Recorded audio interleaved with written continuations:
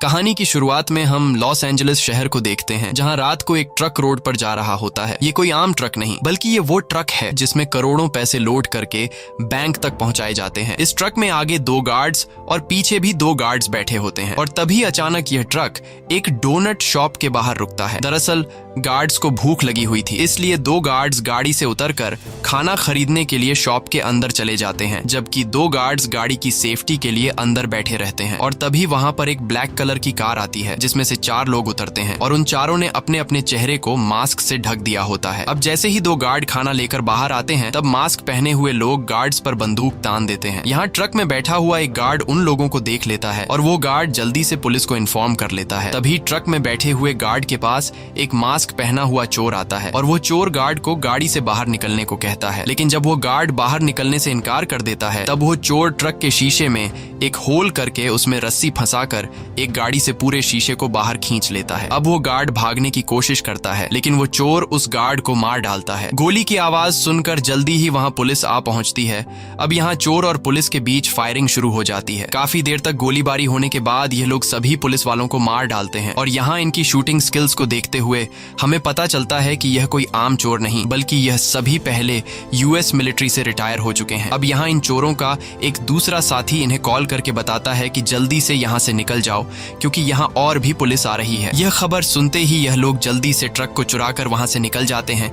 लेकिन जाने से पहले यह लोग यहाँ एक बम फिट कर देते हैं और उसे ब्लास्ट करवा देते हैं, ताकि पुलिस के आने के बाद उन्हें हमारे खिलाफ कोई सबूत न मिले। और कुछ ही देर बाद यह लोग अपने अड्डे पर पहुंच जाते हैं, जहां ये लोग अपने कपड़े चेंज कर लेते हैं। यहाँ टीम का लीडर रॉय सभी पर काफी गुस्सा होता है, क्योंकि इनका प्लान था कि यह लोग बिना किसी को मारे चुपचाप ट्रक को चुरा लेंगे। लेकिन अब इन लोगों ने कुछ पुलिस वालों को मार दिया था, इसलिए अब पुलिस चारों तरफ इन्हें ढूंढ रही होगी। यहाँ हमें पता चलता है कि इन लोगों ने जो ट्रक चुराई थी वह पूरी तरह से खाली थी, उसमें एक भी पैसा नहीं था। और यह बात इन लोगों को पहले से पता थी, क्योंकि यह लोग इस ट्रक से आगे एक बहुत ही बड़ी चोरी को अंजाम देने वाले हैं। यहाँ इनकी टीम का एक साथी जिसका नाम टोनी है, वो अपने लीडर रॉय से कहता है कि हमें एक आदमी को उस जगह पर भेजना चाहिए जहाँ पर हमने अभी ट्रक चुराया है, ताकि हमें पता चल सके कि पुलिस हमें ढूंढने के लिए क्या करने वाली है। रॉय को टोनी की बात ठीक लगती है, इसलिए रॉय अपने एक साथी बॉस्को को उस जगह पर भेज देता है। टीम का लीडर रॉय टोनी की बात को काफी सीरियसली लेता है, क्योंकि टोनी एक बहुत ही चालाक और समझदार इंसान है। साथ ही वो एक बहुत ही अच्छा ड्राइवर है। अगले सीन में हम डिटेक्टिव निक को देखते हैं। निक एक दबंग पुलिस वाला है, जिसकी चोरों के साथ बिल्कुल नहीं बनती, और स्पेशली वो चोरों के पीछे हाथ धोकर पड़ता है। साथ ही निक बहुत ज्यादा अय्याश और टर्की है, जो हर वक्त लड़कियों के साथ पड़ा रहता है। और आज भी वो अपने घर में खिड़की से होते हुए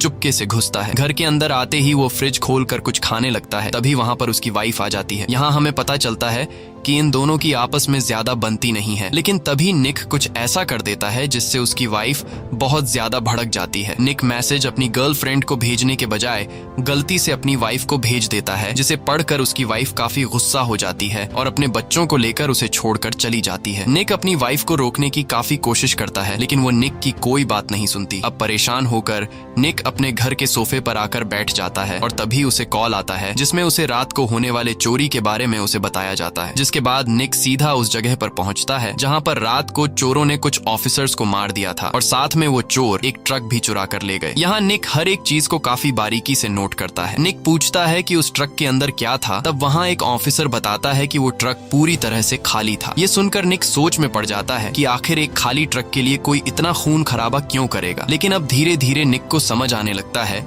कि यह चोर जरूर कुछ बड़ा करने वाले हैं। इसीलिए वो बाकी लोगों से पूछता है कि क्या यहाँ पर उन चोरों का कोई फिंगरप्रिंट मिला है। तब वो लोग कहते हैं कि नहीं, वो चोर बहुत ही ज्यादा चालाक थे। उन्होंने जाने से पहले बम ब्लास्ट करके अपने सारे फिंगरप्रिंट्स मिटा दिए हैं। अब निक को जब इन चोरों को पकड़ने का कोई दूसरा रास्ता नहीं मिलता, तब वो अपने साथियों से कहता है कि मुझे यहाँ की सारी सीसीटीवी फुटेज चाहिए। ये कहकर वो जाने लगता है। वहीं हम कुछ दूरी पर बॉस्को को देखते हैं, जिसे चोरों के टीम के लीडर रॉय ने टोनी के कहने पर यहाँ भेजा था, ताकि बॉस को पता लगा सके कि इस केस को कौन हैंडल करने वाला है। और बॉस को यहाँ चुपके से डिटेक्टिव निक और उसकी टीम की फोटो ले लेता है और फिर वो फोटो सीधा अपने लीडर रॉय को भेज देता है। रॉय जब उन फोटोज को देखता है तो उसे पता चलता है कि इस केस को डिटेक्टिव निक संभालने वाला है, जिसके बाद रॉय निक के बारे में रिसर्च करने लगता है और रॉय को पता चलता है कि डिटेक्टिव निक एक बहुत ही सनकी इंसान है। सभी लोग उसे एक पुलिस वाला गुंडा कहकर बुलाते हैं। वो सरकार की भी बात नहीं सुनता और केस को अपनी मर्जी से सॉल्व करता है। साथ ही रॉय को पता चलता है कि डिटेक्टिव निक एक दफा जिस केस के पीछे पड़ जाए उसे वो सॉल्व करके ही रहता है। ये सब देखकर रॉय समझ जाता है कि हमारा पाला एक बहुत ही खतरनाक आदमी से पड़ा है। वहीं हम निक को देखते हैं जो अपने साथियों के साथ केस को सॉल्व करने के काम पर लग गया होता है। निक अपने साथियों से कहता है कि यहाँ पर जितनी भी चोरियां हुई हैं इन सब की डिटेल मुझे चाहिए। तब उनका एक साथी कहता है कि पिछले 3 महीनों में लॉस एंजलिस में कई बार चोरियां हुई हैं, लेकिन सभी चोरियां इतनी बारीकी से हुई हैं कि अभी तक किसी भी चोर का फिंगरप्रिंट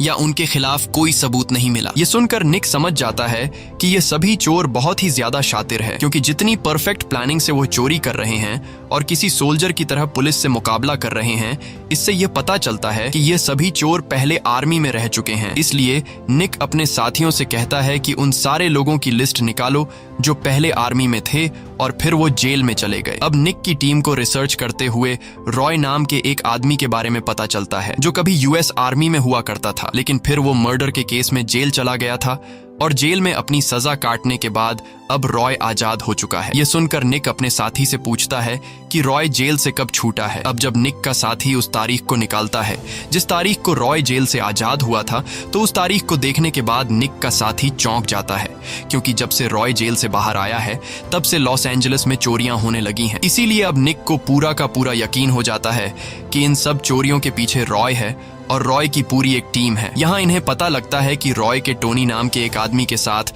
बहुत ज्यादा ताल्लुकात है और टोनी नाम का वो आदमी एक बार टेंडर है और रॉय अक्सर टोनी से मिलने बार में जाता है। ये पता चलते ही निक पहुंचता है सीधा उस बार में जहां पर टोनी नाम का आदमी बार टेंडर का काम करता है। यहाँ निक टोनी को देख लेता है और निक बार के अंदर टोनी के साथ बिल्कुल नॉर्मल तरीके से पेश आता है। निक ऐसे जाहिर नहीं होने देता कि जैसे वह एक पुलिस डिटेक्टिव है, बल्कि निक टोनी के साथ यहाँ वहाँ की बातें करने लगता है। लेकिन जैसे ही टोनी की बार से छुट्टी होती है और वह अपनी गाड़ी में आकर बैठता है, तभी वहाँ पर निक आकर टोनी को एक जोरदार पंच मारता है और टोनी को बेहोश कर देता है। कुछ देर बाद जब टोनी की आंख खुलती है तो वो खुद को एक अनजान जगह पर पाता है। टोनी कुछ समझ नहीं पाता कि मैं यहाँ पर कैसे पहुंचा, और जैसे ही वो रूम से बाहर आता है तो वो देखता है कि यहाँ निक और उसकी टीम कुछ लड़कियों के साथ डांस कर रहे हैं। अब निक जब टोनी को देखता है तो वो टोनी को एक चेयर पर बैठा देता है और उससे पूछता है कि तुमने किस मकसद से चोरी की है और तुम किसके लिए काम करते हो। ये सुनकर टोनी मुस्कुराता है और कहता है कि तुमने गलत आदमी को उठा लिया है, मैं ऐसा बंदा नहीं हूँ, मैं एक शरीफ बार में काम करने वाला आदमी हूँ। ये सुनकर निक उसे एक फोटो दिखाता है जिसमें टोनी रॉय के साथ खड़ा हुआ था और निक टोनी से पूछता है कि इस फोटो में तुम इस आदमी के साथ क्या कर रहे हो। ये देखकर टोनी समझ जाता है कि इन लोगों को मेरी सच्चाई का पता चल चुका है, लेकिन टोनी फिर भी नहीं मानता और कहता है कि इस फोटो में मैं नहीं हूँ बल्कि वो कोई और आदमी है। तब निक का एक साथी टोनी से कहता है कि तुम अपनी मौत से सिर्फ एक कदम दूर बैठे हो और फिर भी झूठ बोल रहे हो, इसलिए तुम हमें सारी सच्चाई बता दो, नहीं तो मारे जाओगे। लेकिन टोनी कुछ भी बताने से साफ साफ इनकार कर देता है। यह देखकर निक को गुस्सा आ जाता है और वो वहाँ पर मौजूद सभी लड़कियों को बाहर भेज देता है, जिसके बाद निक टोनी को गले से दबोच कर उससे कहता है कि तू सोच रहा होगा कि हम तुझे जेल में डाल देंगे, लेकिन ऐसा बिल्कुल भी नहीं है। हम तुझे तब तक टॉर्चर करते रहेंगे जब तक तू सच बता नहीं देता। अब टोनी भी समझ जाता है कि यह लोग मेरे से सच निकलवाए बिना मुझे छोड़ेंगे नहीं, इसलिए टोनी पूरी बात बताने लगता है और कहता है कि मैं ज्यादा कुछ नहीं जानता, मुझे तो गन चलानी भी नहीं आती, मैं सिर्फ उन लोगों का ड्राइवर हूँ और चोरी के दौरान मैं गाड़ी चलाता हूँ। जिसके बाद निक पूछता है कि तुम इन लोगों के साथ पहली बार कैसे मिले।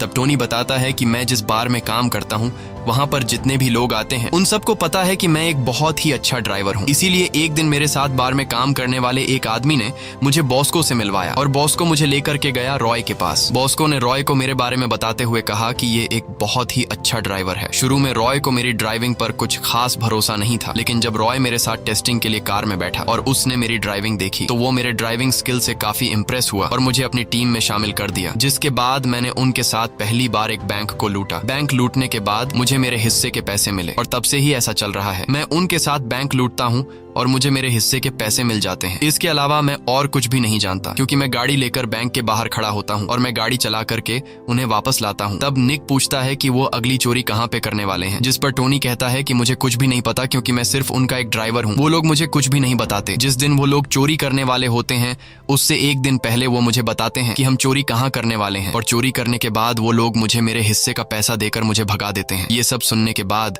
निक टोनी से कहता है कि तुम जा सकते हो, लेकिन आज से तुम्हें हमारे लिए काम करना होगा, और जो कुछ भी तुम्हें उनसे पता चलेगा तुम्हें हर एक बात हमें बतानी होगी। इसलिए मैं तुम्हें जेल में डालने के बजाय आजाद कर रहा हूँ। जिसके बाद टोनी वहाँ से जाने लगता है। अब निक के पास उन चोरों की पूरी डिटेल आ चुकी थी, लेकिन निक के लिए सबसे बड़ी मुसीबत ये है कि उसके पास कोई भी सबूत नहीं है उन्हें पकड़ने के लिए। इसलिए अब ये लोग इंतजार करते हैं कि कब वो लोग अगली चोरी करेंगे, और ये लोग रंगे हाथों उन्हें पकड़ लेंगे। अगले सीन में हम रॉय को देखते हैं, जो अपनी पूरी टीम को गाड़ी में बिठाकर लॉस एंजलिस के सबसे बड़े बैंक के बाहर ले आता है। जिसके बाद रॉय अपनी पूरी टीम को इस बैंक के पास वाले बिल्डिंग में लेकर जाता है और कहता है कि यह बैंक लॉस एंजलिस का सबसे बड़ा फेडरल बैंक है, जिसे आज तक कोई भी नहीं लूट पाया, लेकिन हमारा अगला टारगेट यही बैंक है। रॉय कहता है कि ऐसा बिल्कुल नहीं है कि आज तक इस बैंक को किसी ने लूटने की कोशिश नहीं की, बल्कि इस बैंक को 57 बार लूटने की कोशिश की गई है, मगर हर बार चोरों ने अपनी जान गंवाई है, क्योंकि यहाँ की सिक्योरिटी बहुत ही ज्यादा स्ट्रिक्ट है। अगर कोई आदमी बाहर से इस बैंक को 2 मिनट से ज्यादा घूरने लगे तो गार्ड आकर उस आदमी को पकड़ लेते हैं। इसीलिए हमारा यहाँ से चोरी करना मुश्किल तो है, लेकिन नामुमकिन नहीं। इसके बाद रॉय अड्डे पर आकर अपने साथियों को प्लानिंग समझाने लगता है और बताता है कि इस बैंक में हर रोज 500 से 700 मिलियन डॉलर हर रोज कैश होता है। बैंक के अंदर इतनी बड़ी अमाउंट होने की वजह से हर एक जगह पर सिक्योरिटी गार्ड मौजूद होता है, और हमारे लिए सबसे बुरी बात यह है कि इस बैंक के पास हर एक नोट का सीरियल नंबर होता है, और वह नंबर कंप्यूटर में दर्ज है। इसलिए अगर कोई इस बैंक से पैसा चुराकर उन पैसों को बाहर दुनिया के किसी भी कोने में खर्च करेगा, तो बैंक वाले उस नोट के सीरियल नंबर से उस आदमी को ट्रैक करके 2 मिनट में पकड़ लेंगे, क्योंकि उनके पास नोट का नंबर है। अब ये सब सुनने के बाद रॉय के साथी पूछने लगते हैं कि फिर हम आखिर चोरी करेंगे कैसे। तब रॉय बताता है कि ये लॉस एंजलिस का सबसे बड़ा बैंक होने की वजह से लॉस एंजलिस में बाकी जितने भी छोटे बड़े बैंक हैं उन सभी का पैसा इसी बैंक में आता है, और जब ये लोग मशीनों से उन पैसों को गिनने लगते हैं तब यहाँ इस बैंक की मशीनें फटे पुराने और खराब हुए नोटों को अलग कर देती हैं। इसके बाद उन सभी पुराने और खराब नोटों को कंप्यूटर में डालकर उनका सीरियल नंबर कंप्यूटर के डेटा से खत्म कर दिया जाता है, और फिर उन नोटों को मशीन में डालकर बर्बाद करके कचरा बना दिया जाता है। इस तरह से बैंक के पास बर्बाद किए गए नोटों का कोई रिकॉर्ड नहीं रहता, और ये लोग हर रोज 500 से 700 मिलियन में से 30 मिलियन डॉलर कचरा कर देते हैं, और हमें उन पुराने खराब हुए 30 मिलियन डॉलर के नोटों को कचरा होने से पहले चुराना है। इस तरह से हम अगर उन नोटों को दुनिया के किसी भी कोने में इस्तेमाल करें तो बैंक वाले हमें नहीं पकड़ सकते, क्योंकि उनके पास उन पुराने नोटों का सीरियल नंबर नहीं होगा। तब इन बातों को सुनने के बाद सारे लोग सोच में पड़ जाते हैं और कहते हैं कि आखिर हम अंदर कैसे जाएंगे। तब रॉय अपने आगे की प्लानिंग समझाते हुए कहता है कि हमने बैंक का जो ट्रक चुराया है उसी से हम गार्ड्स के कपड़े पहनकर बैंक के पिछले वाले रास्ते से अंदर जाएंगे, क्योंकि पीछे वाले रास्ते पर ज्यादा सिक्योरिटी नहीं होती, वो लोग सिर्फ ड्राइवर को देखते हैं। लेकिन इस मिशन को अंजाम देने से पहले हमें एक आदमी को बैंक के अंदर भेजना होगा, ताकि अंदर वह बैंक का अच्छी तरह से जायजा ले सके। और अगले ही दिन टोनी उस बैंक के पास वाले रेस्टोरेंट में कुरियर बॉय की जॉब पर लग जाता है। अब जैसे ही बैंक के अंदर से एक लेडी खाना पार्सल ऑर्डर करती है, तब टोनी एक लेडी का खाना उठाने के बजाय 2 पार्सल उठाकर बैंक के अंदर चला जाता है। अंदर आते ही टोनी को अच्छी तरह से चेक किया जाता है, और फिर काउंटर पर टोनी को एंट्री कार्ड दिया जाता है, जिससे वह अब किसी भी टाइम बैंक के अंदर जा सकता था। इसके बाद टोनी उस लेडी को खाना दे देता है। लेडी को खाना पहुंचाने के बाद टोनी बाथरूम में जाकर उस दूसरे पार्सल को बाथरूम के सीलिंग के ऊपर छुपा देता है। लेकिन वह जैसे ही बैंक से बाहर निकलता है, निक के टीम वाले उसे देख लेते हैं, क्योंकि निक के टीम ने पहले से टोनी पर नजर रखी हुई होती है। अब यहाँ निक के साथी जब निक को इस बात की खबर देते हैं कि टोनी लॉस एंजलिस के सबसे बड़े फेडरल बैंक के अंदर गया था, तो ये खबर सुनकर निक परेशान हो जाता है और कहता है कि उनकी इतनी औकात नहीं है कि वो लॉस एंजलिस के फेडरल बैंक को लूटे, क्योंकि उस बैंक को लूटना इम्पॉसिबल है, और वो लोग इतने भी बेवकूफ नहीं हो सकते कि फेडरल बैंक को लूटने की कोशिश करें। लेकिन निक को अब भी डर रहता है, क्योंकि वह ये बात जानता था कि वो लोग मुझसे भी बड़े पागल हैं और वो लोग कुछ भी कर सकते हैं। इसी दिन रात को रॉय और उसके साथी रेस्टोरेंट में अपने फैमिली के साथ खाना खा रहे थे। तभी वहां पर डिटेक्टिव निक आ जाता है। यहाँ टोनी भी निक को देख लेता है, और टोनी निक को देखकर घबरा जाता है, क्योंकि टोनी को डर था कि कहीं निक रॉय के सामने ये ना कह दे कि तुम मेरे साथ मिले हुए हो, और होता भी ऐसा ही है। निक सीधा टोनी के पास आता है और उससे कहता है कि मैं तुम्हें जानता हूँ, हम लोग कुछ दिन पहले जिम में मिले थे, तुम यहाँ पर क्या कर रहे हो। ये देखकर टोनी के टीम के सभी लोग टोनी को शक की निगाहों से देखने लगते हैं। दरअसल निक ऐसा इसलिए करता है क्योंकि वह इन सभी को आपस में लड़वाना चाहता था और ऐसा करने में वह कामयाब हो जाता है। अब खाना खाने के बाद रॉय टोनी को अपने अड्डे पर ले जाता है। रॉय टोनी पर काफी गुस्सा होता है और अपने साथियों से उसकी चेकिंग लेने को कहता है कि कहीं टोनी पुलिस वाला तो नहीं। इसके बाद रॉय उस पर बंदूक तान कर कहता है कि तुम उस पुलिस वाले को कैसे जानते हो और तुमने पुलिस को हमारे बारे में क्या बताया है। तब टोनी यहाँ सब कुछ बताने लगता है और कहता है कि उन लोगों ने मुझे पकड़ लिया था और मेरे पकड़े जाने से पहले वो तुम सब लोगों के बारे में जानता है। उसने बहुत कोशिश की मुझसे सच्चाई निकलवाने की, लेकिन मैंने उन्हें पूरी सच्चाई नहीं बताई, बल्कि मैंने खुद को तुम्हारा ड्राइवर बताकर उनसे खुद को आजाद कर लिया और उन लोगों को हमारी चोरी के प्लानिंग के बारे में कुछ भी नहीं पता। अब इन बातों को सुनने के बाद रॉय टोनी से कहता है कि जाओ और उन लोगों से जाके कह दो कि हम फ्राइडे को चोरी करने वाले हैं और किसी भी कीमत पर हमारा फैसला नहीं बदलेगा। ये सुनकर टोनी कहता है कि ऐसा करना बेवकूफी होगी और हम लोग पकड़े जा सकते हैं, लेकिन रॉय कहता है कि तुम मुझ पे भरोसा रखो और जो मैंने तुमसे कहा है जाकर निक से कह दो। अब टोनी ना चाहते हुए निक की तरफ निकल पड़ता है और कुछ ही देर बाद निक के पास पहुंच जाता है। तब निक टोनी से उनके आगे की प्लानिंग के बारे में पूछने लगता है, लेकिन यहाँ टोनी पहले निक पर गुस्सा करता है और कहता है कि तुमने मुझे मरवा ही दिया था। उन सबको मुझ पे शक हो गया था, इसलिए वो मुझे मारने वाले थे, लेकिन मैंने उन्हें चकमा देकर खुद को छुड़ा लिया। यहाँ टोनी निक से कहता है कि तुम्हारा पाला बहुत ही गलत लोगों से पड़ा है, वो लोग तुमसे भी ज्यादा डीठ है और वो आने वाले फ्राइडे को चोरी करने वाले हैं और उनका कहना है कि हमें कोई भी नहीं रोक सकता। तब निक कहता है कि वो लोग कौन सी जगह पर चोरी करने वाले हैं, जिस पर टोनी कहता है कि मुझे पता नहीं है क्योंकि वो लोग मुझे कभी भी अपनी प्लानिंग के बारे में नहीं बताते, इसीलिए आने वाले फ्राइडे से एक दिन पहले ही मुझे पता चलेगा, तब मैं तुम्हें बता दूंगा। ये सुनकर निक कहता है कि कोई बात नहीं, मैं पता लगा लूंगा कि वो लोग फ्राइडे को कहां पर चोरी करने वाले हैं। इसके बाद टोनी वहां से चला जाता है और निक अपने काम पर लग जाता है। निक ये जानना चाहता था कि वो लोग अगली चोरी कहां पर करने वाले हैं और निक को पता चलता है कि रॉय एक कोठे पर चलने वाली वेश्या के साथ रिलेशन में है। ये पता चलते ही निक सीधा उस क्लब में आता है जहां उसके पास एक लड़की आकर नाचने लगती है, जिसके बाद निक उस लड़की को एक रूम में ले जाता है। निक उस लड़की का फायदा उठाना चाहता है क्योंकि वो जानता था कि इस लड़की का रॉय के साथ रिलेशन है, इसलिए निक उस लड़की के करीब जाने लगता है और वह लड़की उसे बता देती है कि ये लोग अगली चोरी पीको रिवेरा बैंक में करने वाले हैं। ये सुनकर निक काफी खुश हो जाता है क्योंकि अब निक को उन चोरों के अगले टारगेट का पता चल चुका था। लेकिन जैसे ही निक रूम से बाहर निकलता है तभी वहां पर रॉय आ जाता है और ये दोनों एक दूसरे को नजरअंदाज करते हुए अपने अपने रास्ते पर निकल पड़ते हैं। यहाँ हमें पता चलता है कि रॉय ने ये सब कुछ जानबूझकर अपनी रखैल से निक को बताने को कहा था। उसने अपनी गर्लफ्रेंड को कहा था कि वह निक के पास जाए और उसे बैंक का नाम बताए। अब फाइनली वह दिन आ जाता है जिस दिन ये लोग चोरी करने वाले होते हैं, जिसके बाद ये सभी लोग तैयारी करने लगते हैं और दूसरी तरफ निक और उसकी टीम भी तैयार हो जाती है। यहाँ पुलिस और चोर दोनों परेशान होते हैं क्योंकि इन दोनों ग्रुप्स को पता था कि आज कुछ भी हो सकता है और कुछ ही देर बाद चोरों की टीम पीको रिवेरा बैंक में घुस जाते हैं और देखते ही देखते सारे लोगों को बंदी बना लेते हैं। अब बैंक का पूरा कंट्रोल हाथ में लेने के बाद रॉय बैंक के मैनेजर को उठाता है और उससे पुलिस वालों को कॉल करने के लिए कहता है। जब मैनेजर पुलिस को कॉल मिला लेता है तब रॉय मैनेजर को अपनी शर्तें बताने लगता है कि हमें $10 मिलियन और एक हेलीकॉप्टर चाहिए और बाहर हमें एक भी पुलिस वाला नजर नहीं आना चाहिए। अगर पुलिस टाइम पर पैसे पहुंचा नहीं पाई तो हम एक एक करके यहाँ लोगों को मारते जाएंगे। वही निक अपने साथियों के साथ बैंक के बाहर खड़ा होता है और तभी वहाँ पर लोकल पुलिस की गाड़ियां आ जाती हैं। निक उनसे बहस करने लगता है कि ये हमारा केस है, हम पिछले कई दिनों से इनको पकड़ने के काम पर लगे हुए हैं, इसलिए तुम लोग यहाँ से चले जाओ। अब यहाँ रॉय चुपके से जब खिड़की से देखता है तो उससे पता चलता है कि यहाँ और भी पुलिस की कुछ गाड़ियां आ चुकी हैं। ये देखकर रॉय गुस्सा हो जाता है और वह अपने आदमी से कहता है कि एक लड़की को कमरे में ले जाकर मार दो। अब अपने लीडर की बात को मानते हुए वह आदमी ऐसा ही करता है और एक लड़की को कमरे में ले जाकर गोली मार देता है। गोली की आवाज सुनकर बाहर खड़े सभी पुलिस वाले अलर्ट हो जाते हैं। तब बाहर से फौरन बैंक के मैनेजर के पास पुलिस का कॉल आता है। तब बैंक का मैनेजर पुलिस से कहता है कि जल्द से जल्द इन लोगों के लिए एक हेलीकॉप्टर और $10 मिलियन का इंतजाम करो क्योंकि पहले ही टाइम पर पैसा न पहुंचने की वजह से ये लोग एक लड़की को मार चुके हैं और अब अगर तुम लोगों ने और देर की तो ये लोग हमें भी मार डालेंगे। तब पुलिस मैनेजर से कहती है कि तुम परेशान मत हो, हम जल्द ही एक हेलीकॉप्टर और पैसों का इंतजाम करने वाले हैं। तभी यहाँ हम चोरों के एक साथी को देखते हैं जिसका नाम मैक है। मैक एक हैकर है और उसने लॉस एंजलिस के सबसे बड़े फेडरल बैंक के फोन लाइन को हैक कर लिया है और मैक पीको रिवेरा बैंक में मौजूद अपने साथियों को कॉल करके बताता है कि तुम लोग जल्दी से ट्रक में पैसा लोड करो क्योंकि अब टाइम पूरा हो चुका है कि पीको रिवेरा बैंक से ट्रक में पैसा जाएगा लॉस एंजलिस के सबसे बड़े फेडरल बैंक में, जिसके बाद चोर मैनेजर को लेकर बैंक की तिजोरी के पास लेकर जाते हैं और उससे तिजोरी खुलवाते हैं। तिजोरी खुलने के बाद ये लोग तिजोरी से सारा पैसा निकालकर एक ट्रक में भर लेते हैं। अब सारा काम कंप्लीट होने के बाद ये लोग बैंक में एक बहुत ही बड़ा ब्लास्ट करते हैं। ब्लास्ट की आवाज सुनकर बाहर पुलिस को लगता है कि उन लोगों ने तिजोरी को तोड़ दिया है, लेकिन निक को कुछ गड़बड़ नजर आ रही थी और तभी निक की नजर वहां की सीवरेज लाइन पर पड़ती है, जिसे देखकर निक समझ जाता है कि ये तिजोरी नहीं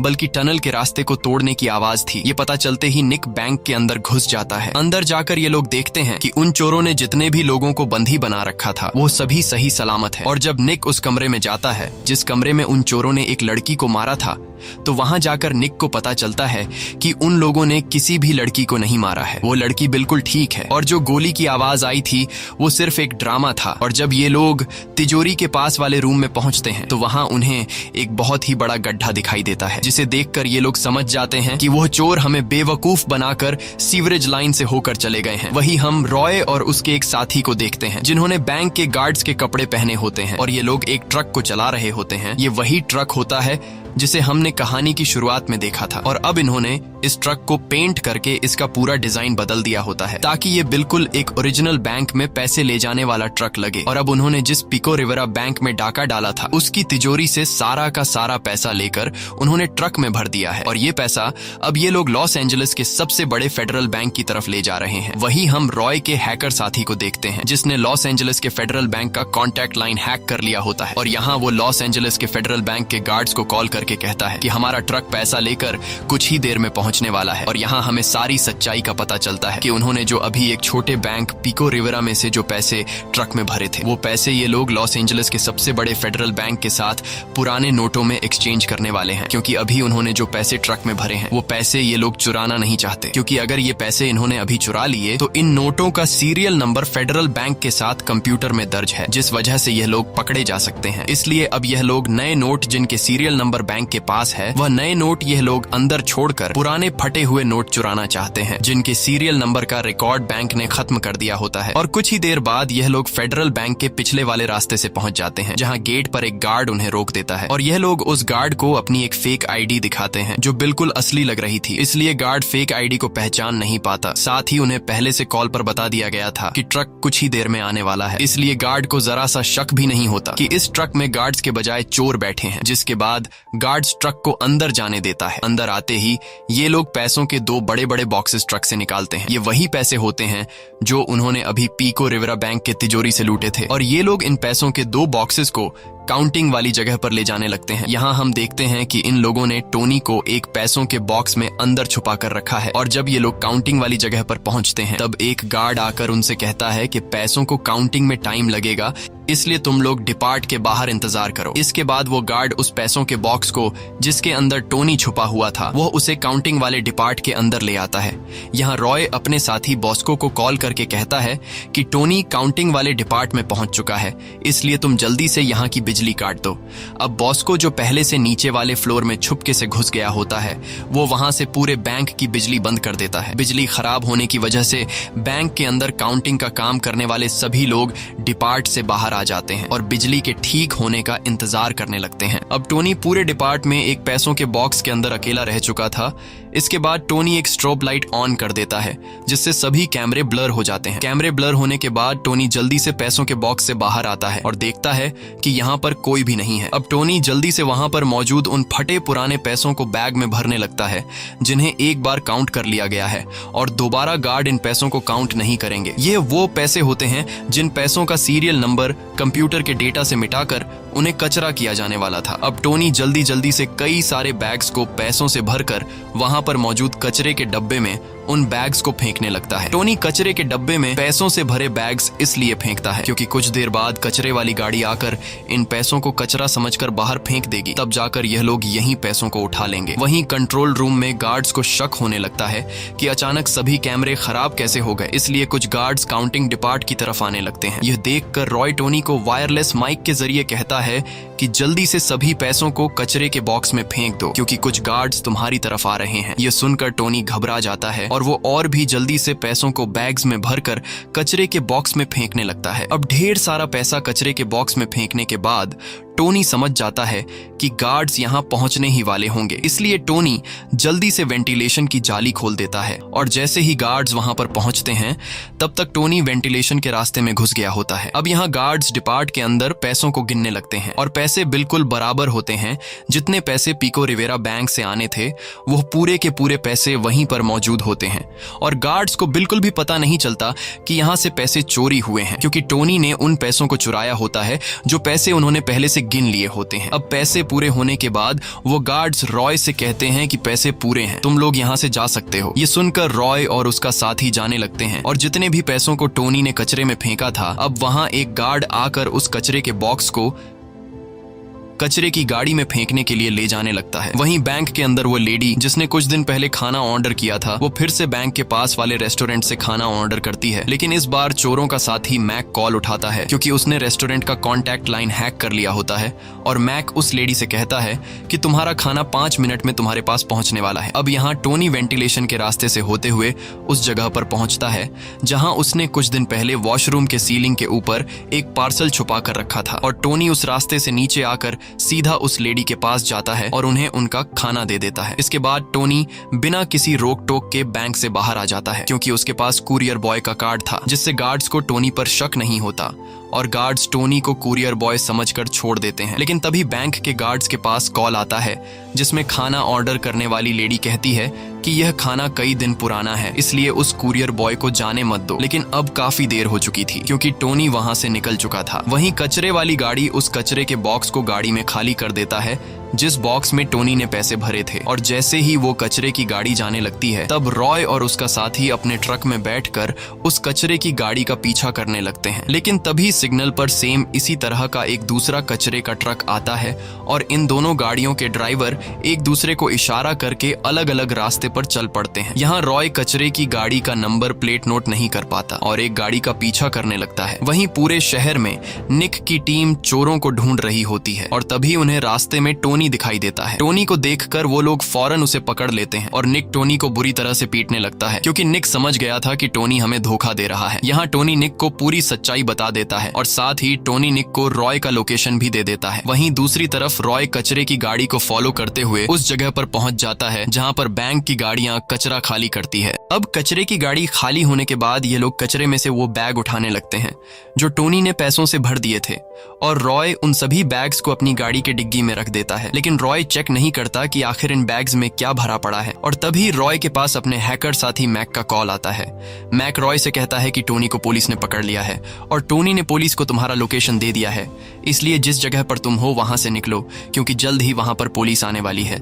यह खबर सुनते ही रॉय अपने साथियों के साथ गाड़ी में बैठकर वहां से निकल जाता है। कुछ दूर आगे आने के बाद यह लोग ट्रैफिक में फंस जाते हैं। तभी पीछे से निक इन्हें देख लेता है। रॉय को देखकर निक और उसकी टीम तैयारी करने लगती है और निक टोनी को गाड़ी में हथकड़ी से बांध लेता है। यहाँ रॉय को भी पता चल जाता है कि निक ने हमें देख लिया है, इसलिए यह लोग भी तैयार हो जाते हैं और देखते ही देखते इनके बीच फायरिंग शुरू हो जाती है और चारों तरफ गोलियां चलने लगती हैं, जिसमें से एक गोली बॉस्को के गर्दन पर लगती है और बॉस्को मारा जाता है। ये देखकर रॉय काफी गुस्सा हो जाता है और रॉय उस पुलिस वाले को मार डालता है जिसने बॉस्को को शूट किया था। फिर तभी यहाँ पुलिस रॉय के दूसरे साथी को भी मार डालती है। अब रॉय अकेला होने की वजह से पुलिस उस पर भारी पड़ रही थी, इसलिए रॉय वहां से भागने लगता है। तब निक भी उसका पीछा करने लगता है। कुछ दूर आगे जाने के बाद जब रॉय एक कंटेनर से कूद रहा होता है तभी पीछे से निक उसे शूट कर लेता है, जिससे रॉय बुरी तरह से घायल हो जाता है। अब रॉय खुद को बचाते हुए एक गाड़ी के पीछे छुप जाता है और तभी यहाँ पर निक भी आ जाता है। निक रॉय को सरेंडर करने के लिए कहता है, लेकिन रॉय सरेंडर करने के बजाय निक पर बंदूक तान देता है।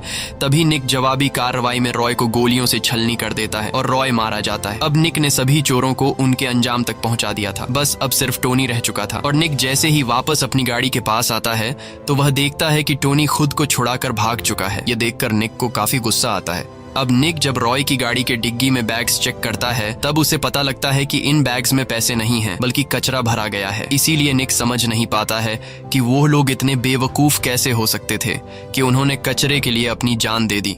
कुछ देर बाद यहाँ पर FBI की टीम आती है और FBI की टीम देखती है कि बैंक से एक भी पैसा चोरी नहीं हुआ है, क्योंकि इन चोरों ने पैसों के बजाय कचरे को चोरी कर लिया था। इसलिए FBI इस केस को बंद कर देती है। लेकिन निक इस चोरी के बारे में कई दिनों तक सोचता रहता है और तभी उसकी नजर चोरों की टीम में से आखिरी बचे इंसान की फोटो पर पड़ती है और वह कोई और नहीं बल्कि टोनी होता है। इसलिए निक उस बार में जाता है जहाँ पर टोनी काम किया करता था। निक को लगा कि शायद यहाँ मुझे कोई राज मिल जाए। अब यहाँ निक के पहुंचने पर बार का मालिक बताता है कि टोनी 2 दिन पहले काम छोड़कर यहाँ से जा चुका है। अब निक जैसे ही वापस आ रहा होता है तभी उसकी नजर सामने की एक फोटो पर पड़ती है जिसमें टोनी एक फुटबॉल टीम के साथ बैठा होता है। टोनी के साथ चोरों का हैकर साथी मैक भी होता है और हम उस आदमी को भी देखते हैं जो असली पैसों के ट्रक को लेकर जा रहा था, जिसके बारे में पुलिस को कोई आइडिया नहीं था। तभी निक देखता है कि यहाँ पर हर तरफ फेडरल बैंक के एम्प्लॉई हैं, इसीलिए वह बाहर निकलता है और बाहर आकर वह देखता है कि टोनी जिस बार में काम करता था उसके बगल में ही फेडरल बैंक है। और यहाँ निक को पूरी सच्चाई का पता चलता है कि इस पूरे गेम का मास्टरमाइंड टोनी था। बैंक के बगल के बार में काम करते हुए टोनी ने बैंक के एम्प्लॉई से नशे की हालत में हर एक जानकारी ले ली थी और उसने अपने साथ बैंक के कचरा ले जाने वाले ट्रक के ड्राइवर को भी अपने साथ शामिल कर लिया था।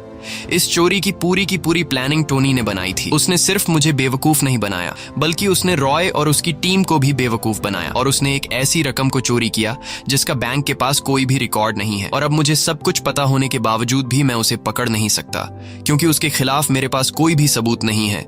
मूवी के आखिर में हम टोनी को लंदन के एक बार में देखते हैं और अब भी वह एक बार टेंडर का जॉब करता है और इस बार उसका बार एक डायमंड एक्सचेंज कंपनी के बगल में है। तभी यहाँ टोनी के पास जब डायमंड एक्सचेंज कंपनी का एक एम्प्लॉई आता है तो टोनी उसे फ्री में एक ड्रिंक देता है। ये देखकर हमें पता चलता है कि इस बार टोनी का अगला टारगेट डायमंड एक्सचेंज कंपनी है। इसी के साथ ये कहानी खत्म हो जाती है।